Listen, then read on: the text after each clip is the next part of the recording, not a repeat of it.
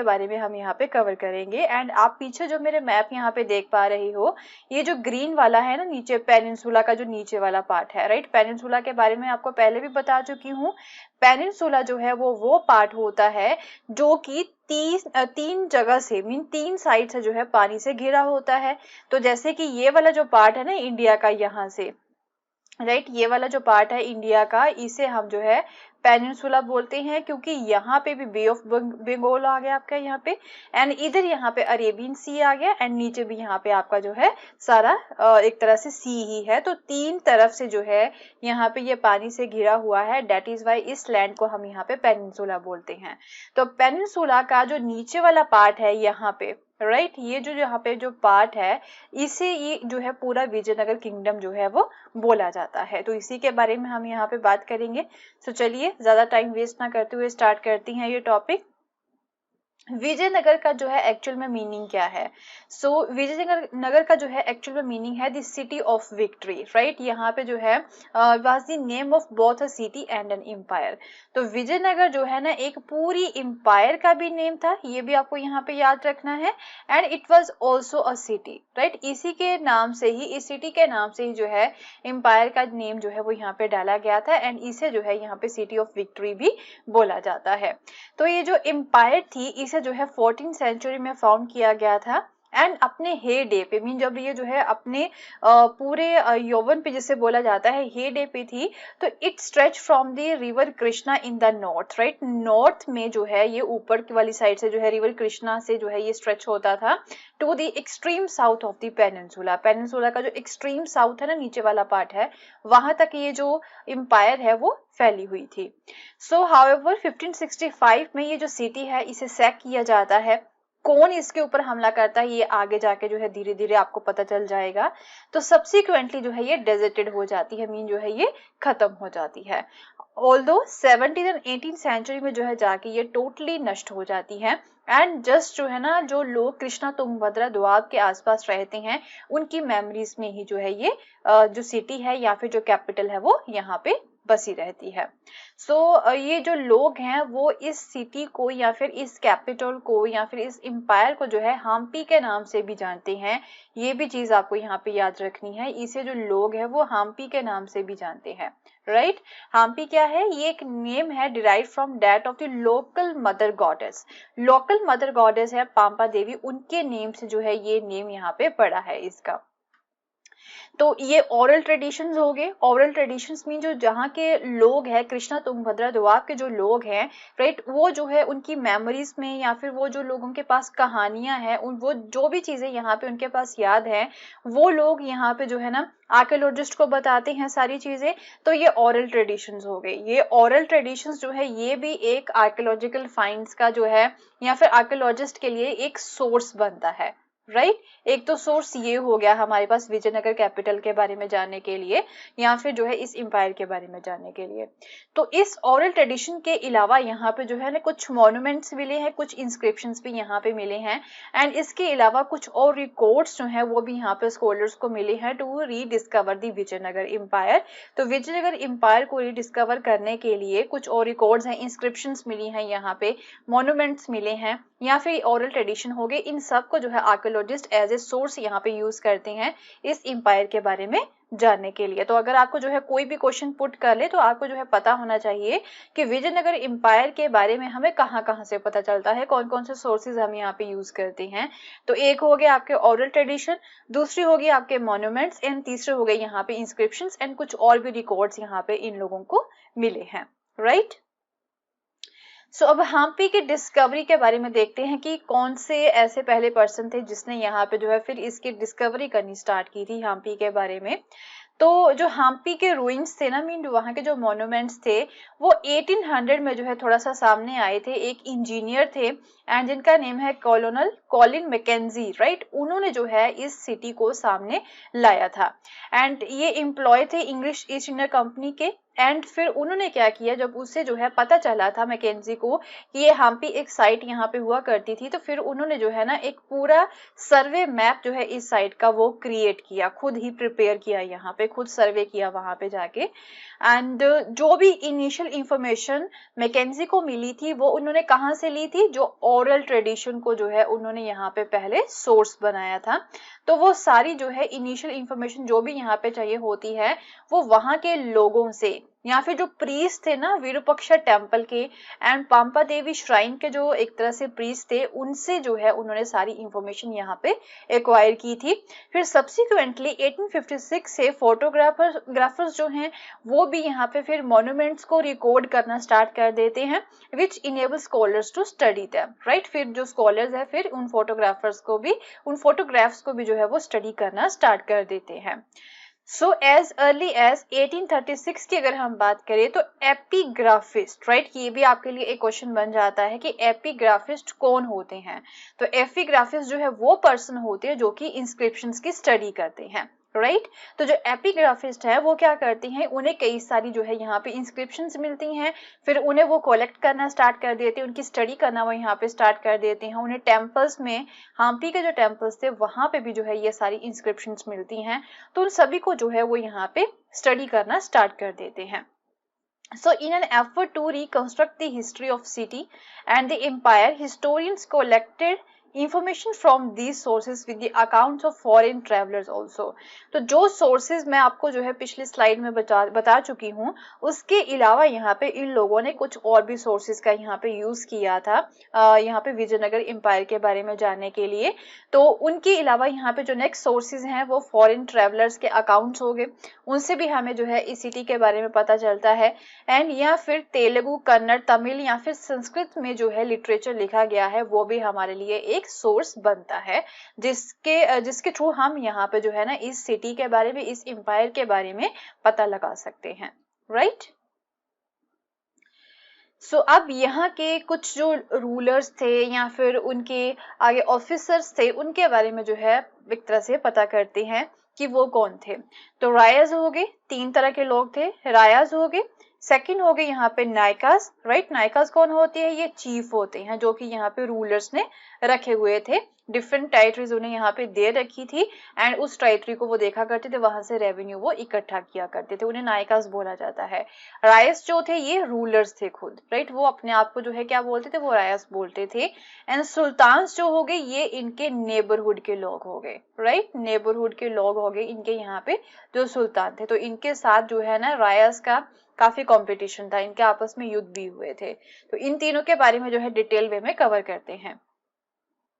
तो जो epigraphic evidence है या फिर जो ट्रेडिशन के अकॉर्डिंग यहाँ पे जो है 2 ब्रदर्स हुआ करते थे, एक का नाम था हरिहरा, दूसरा था यहाँ पे बुक्का। उन्होंने जो है विजयनगर एम्पायर को 1336 में जो है फाउंड किया था। So this empire included with its fluctuating frontiers peoples who spoke different languages। तो यहाँ पे जो जब ये एम्पायर बनाई गई थी ना उस समय में इनके जो फ्रंटियर्स थे वो अभी सेट नहीं किए गए थे, मीन जो इनके बॉर्डर्स होते हैं ना इस एम्पायर के वो सेट नहीं किए गए थे। तो एक जो है अलग अलग जगह से जो लोग थे वो इस रीजन में आ रहे थे, तो डिफरेंट लैंग्वेजेस जो है वो बोला करते थे, डिफरेंट रिलीजियस ट्रेडिशंस थे उन सभी लोगों के। फ्लक्चुएटिंग फ्रंटियर्स थे, मीन एक जो है सेट नहीं किए गए थे अच्छे से जो फ्रंटियर्स थे। So on their northern frontier, अगर नॉर्दर्न फ्रंटियर की बात करें तो विजयनगर एम्पायर जो है ना उन वहां के जो कंटेम्प्रेरी रूलर्स थे उनके साथ कंपटीशन था इनका। नॉर्दर्न फ्रंटियर ऊपर वाली अगर हम यहाँ पे बात करें तो वहां पे जो है ना उनके टेम्पररी रूलर्स के साथ जो है विजयनगर किंग का काफी ज्यादा कंपटीशन था। तो नॉर्दर्न फ्रंटियर में कौन से रूलर्स थे, यहाँ पे जो डेक्कन एरिया आ जाता है ऊपर, तो वहां पे सुल्तान्स थे। एंड दूसरी तरफ यहाँ पे ओडिशा के गजापति रूलर्स हो गए, उनके साथ जो है इनका काफी ज्यादा एक तरह से कंपटीशन था। किस चीज को लेके, जो फर्टाइल रिवर वैलीज थी ना यहाँ पे, जैसे कि कृष्णा तुंगभद्रा रिवर होगी, उसका कंट्रोल को लेके जो है ना इनके बीच में काफी ज्यादा कंपटीशन थे। उसके अलावा कुछ और भी रिसोर्सेज थे जिसके थ्रू जो है ना ओवरसीज ट्रेड जो है वो यहाँ पे किया जा सकता है। तो इन चीजों की वजह से जो है इन सभी के बीच में काफी ज्यादा कंपटीशन जो है वो उस समय में देखने को मिल रहा था। And at the same time however competition तो था, ऐसा नहीं है कि बिल्कुल ही जो है बहुत बड़े दुश्मन थे ये एक दूसरे के, कंपटीशन ऑल ओवर था यहाँ पे। बट हाउएवर यहाँ पे जो है ना इन स्टेट्स के बीच में इंटरेक्शंस भी जो है वो होती रहती थी, एक दूसरे के साथ जो है ये आइडियाज भी शेयर करते रहते थे, specially in the field of architecture. Mean एक दूसरे के आर्किटेक्चर के जो सोर्स एक तरह से फीचर्स है ना वो भी ये एक तरह से लगाया करते थे, मीन वही फीचर्स को जो है ये उठा लिया करते थे ना अपने एरिया में, वो उसे इम्प्लीमेंट कर लेते थे। So the rulers of Vijayanagar borrowed concepts and building techniques which they then developed further. तो विजयनगर के जो रूलर्स थे ना, इन्होंने क्या किया कि कई सारे कॉन्सेप्ट्स एंड बिल्डिंग टेक्निक्स जो होती हैं ना, वो इन्हीं रूलर्स से जो है इन्होंने बोरो की थी एंड फिर बाद में जो है उसमें थोड़े बहुत चेंजेस किए थे, इन्हें जो है फर्दर आगे जाके फ्यूचर में डेवलप भी किया था, right. So some of the areas that were incorporated within the empire had witnessed the development of powerful states such as those of the Cholas in the Tamil Nadu and the Hoysalas in the Karnataka. तो कुछ areas जो इस empire में हुआ करते थे एक समय में, बाद में जो है ना वो एक पावरफुल स्टेट्स भी बन जाती हैं। एक समय में वो एरिया यहाँ पे विजयनगर एम्पायर में हुआ करते थे, बट फ्यूचर में जाके जो है खुद वो पावरफुल स्टेट्स भी बन जाती हैं, जैसे कि तमिलनाडु में चोलास आ जाती हैं, कर्नाटक में होयसालास आ जाते हैं। So ruling elites in these areas had extended patronage to the elaborate temples such as the Brihadeshwara temple at the Thanjavur and the Chennakeshava temple at the Belur. तो ये जो रूलर्स थे ना यहाँ पे तमिलनाडु के, कर्नाटक के, इन्होंने जो है कई सारे टेम्पल्स भी यहाँ पे बनवाए थे। थांजावुर में बृहदेश्वर टेम्पल हो गया एंड बिलोर में जो है चनकेश्वर टेम्पल हो गया, तो ये इनके द्वारा बनाए गए थे। जो विजयनगर के रूलर्स थे ना, वो अपने आप को रायास बोला करते थे and built on these traditions and carried them, as we will see literally, to the new heights। तो फिर उन्होंने भी जो है कई सारे आर्किटेक्चर अपने एरिया में बनाए थे, यही ट्रेडिशन जो है वो अपने एरिया में लेके चलते हैं आगे, फिर जो है इस ट्रेडिशन को जो है एक नई हाइट्स तक जो है वो पहुंचा देते हैं लिटरली। तो थोड़ा सा यहाँ पे देख लेते हैं वर्ड्स जो यूज किए जा रहे हैं उनके मीनिंग क्या है। तो गजापति रूलर्स के बारे में हमने यहाँ पे बात की थी डेक्कन एरिया में। तो गजापति का जो है ना लिटरली मीन क्या होता है, the Lord of elephants, right. तो दैट इज वाई जो है उनके लिए गजापति का जो एक टाइटल है वो यूज किया जाता है। So this was the name of a ruling lineage that was very powerful in the Orissa. तो उड़ीसा के जो पावरफुल रूलर्स थे ना, उनके रूलर्स वहां के जो रूलर्स थे ना, उनके नेम के लिए जो गजापति टाइटल जो है वो यूज किया जाता था 15th सेंचुरी में। So in the popular traditions of Vijayanagara the Deccan sultans are termed as the Ashvapati. तो यहाँ पे जो है ना डेक्कन के जो सुल्तान्स थे उन्हें अश्वपति बोला जाता था, या फिर जिसे जो है लॉर्ड ऑफ हॉर्सेस भी बोला गया है। And the Rayas are called the Narapati और द लॉर्ड ऑफ मैन। तो ये जो रायास थे, जो विजयनगर के जो रूलर्स थे ना, वो अपने आप को रायास ही बोला करते थे। तो रायास का मतलब हो गया the Lord of man, right, लोगों की एक तरह से ये भगवान हो गए। तो ये टाइटल्स जो है ना, गजापति हो गया, अश्वपति हो गया, नरपति हो गया या फिर रायास हो गया, ये अपने नेम के आगे जो है हमेशा ही लगाया करते थे, अपने आप को जो है ज्यादा पावरफुल दिखाने के लिए, या फिर अपनी प्रजा के सामने जो है ना अपनी एक पावर जो होती है वो दिखाने के लिए, राइट। सो ट्रेडर्स की बात कर लेते हैं, व्यापारियों की बात कर लेते हैं।